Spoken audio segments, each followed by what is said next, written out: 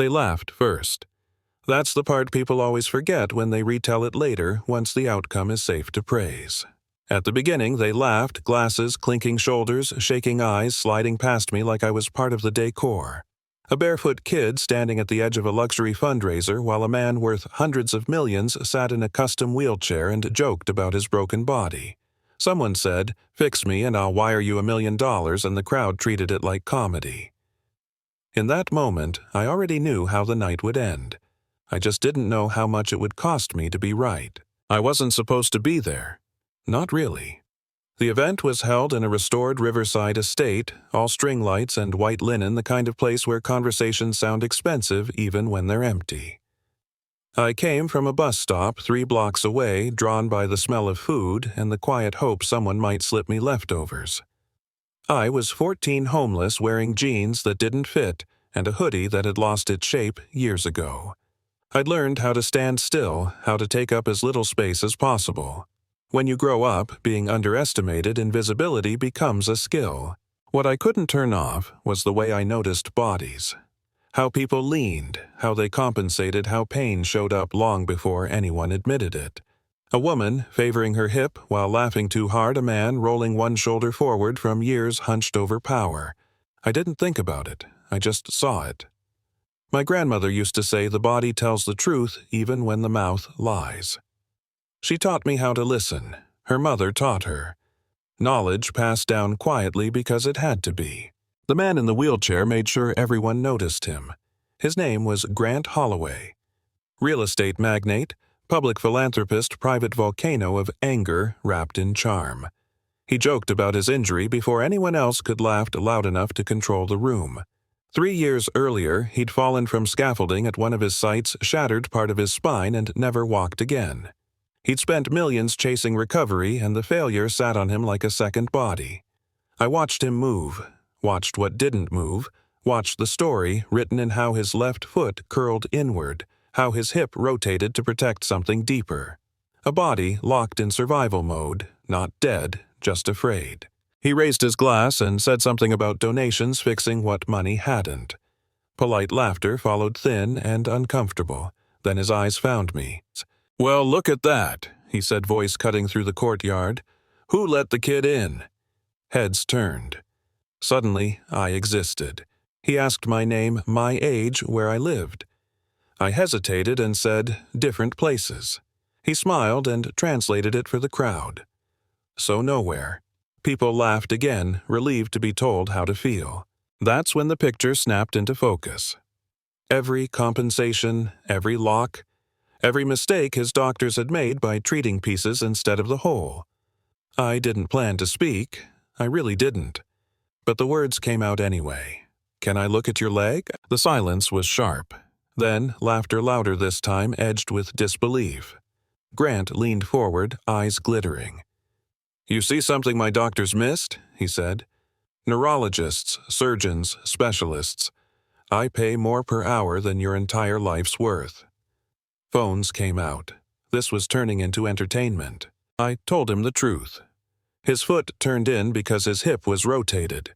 His hip was rotated because his spine was protecting the injury. His doctors treated the break but ignored the chain reaction. The laughter died fast. He didn't like that. So he turned it into a game. "All right," he said, spreading his arms. "Fix me. Right here, right now. Get me out of this chair and I'll give you $1 million. The crowd buzzed. Someone shouted encouragement. Someone else whispered that this was cruel. I felt my stomach tighten. I knew what would happen if I succeeded. I also knew what would happen if I walked away. I warned him. "You won't like what happens after." He laughed, sharp and dismissive. "Kid, I already don't like now." So I knelt. Up close, the story was even clearer.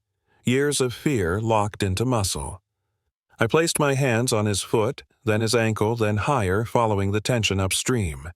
My grandmother's voice echoed in my head, calm and certain. "The body remembers. You just have to remind it." I told him to breathe. He cracked a joke but followed the instruction. On the exhale, I released the lock and adjusted. He screamed. Not pain exactly, more like surprise colliding with reality. His foot straightened. His toes moved. Actually moved. The courtyard gasped as one. Grant stared at his foot like it had betrayed him. Then he pushed himself up. For 3 seconds his legs held him. 3 seconds that felt like a lifetime. Then he collapsed back into the chair. Chaos followed. Security grabbed me. People shouted. Assault. Miracle. Fake. Call the police. I didn't resist. I already understood how this worked. When you show people something that threatens their understanding of the world, they don't say thank you. They say dangerous. At the station, everyone watched the footage again and again. They couldn't explain it, but they couldn't deny it either. Still, explanations don't matter as much as narratives. And the narrative formed quickly. Wealthy disabled man versus homeless kid with no license, no protection. Guess who people believed? The next day, Grant's doctor went on television. Calm voice, confident smile framed by diplomas. Muscle spasms, he said. Trauma response. Delusional youth. No improvement, only harm. Authority sounds convincing when it's practiced. I watched from a shelter common room, hands shaking, knowing what I'd felt under my fingers, knowing truth doesn't matter if the wrong people are telling it. Grant knew, though. His foot moved at night when no one was watching. He asked to see me privately. No cameras, no jokes, just fear and hope sitting side by side. He was improving slowly, painfully, undeniably. I told him it wasn't magic. Healing meant work. Pain. Admitting powerful people had been wrong. That scared him more than the injury ever had. So he panicked. Lawsuit, interviews, carefully staged remorse. I became the villain. Again. Same story my mentor lived years before me. Gifted, uncredentialed, erased to protect a system that can't admit its limits. The truth finally broke through in court. Under oath. On record. Grant admitted he could move, could stand, could walk short distances. Admitted he lied because he was afraid of what it meant. The judge dismissed everything. The doctor lost his license. The room went quiet in that stunned way that follows a lie collapsing. I didn't take the money. I asked for something else. A foundation named after the man who taught me to protect people whose knowledge never came with permission. To keep what happened to us from happening again. Months later, I stood on a small stage in a community center surrounded by others like me. Different backgrounds, same experience. Knowledge dismissed because of who carried it. For the first time, I wasn't invisible. I still think about that night, about the laughter, about how close I came to staying quiet. Healing isn't clean. Truth isn't safe. But silence doesn't protect you. It just makes it easier for the world to pretend you don't exist. So here's my question for you. If you knew something that could help people but the world refused to believe you because of who you are, would you stay silent to survive or speak up and risk everything? Tell me what you think in the comments. Share your own story. If you've seen something like this and if this hit you at all, make sure you're subscribed.